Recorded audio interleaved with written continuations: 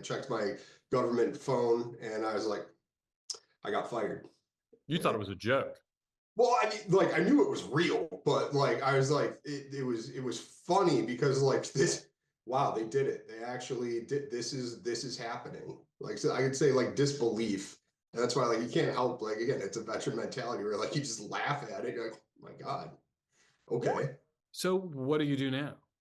So immediately following that, though, I called my immediate supervisor to let him know. I was like, hey, just letting you know, I know you're on vacation right now, but I just got fired. Immediately calls me back. He's like, what? Tell me, show me. And I called, next hire, next hire. Because again, like the Ann Arbor VA is an amazing place. We have great leadership. And like everybody was genuinely concerned and surprised because they're like, we had no idea. Nobody in your direct chain of command knew you were being fired. Nobody. The director of our hospital had no idea. What does that tell you about the reasoning behind it?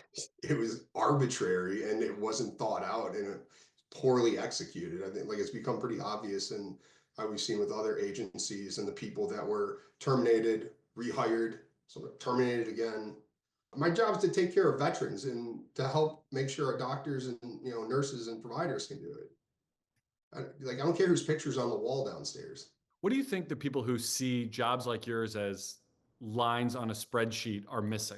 Again, there is absolutely no denying that there are areas where our government agencies can be like made more efficient. There's no way to say they're perfectly running machines, but it's all about the execution and perhaps the input from the people that are running these places that should be taken into account. Because from my perspective, somebody looked at a spreadsheet who has no idea what happens in our hospital, no idea what my position is, but they saw it, not a doctor, not a nurse, probationary, you're not in a union, click.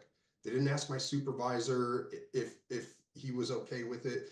They didn't consult the director of our hospital if she was okay with it, or even what my job was. And if I was to be removed, can we continue?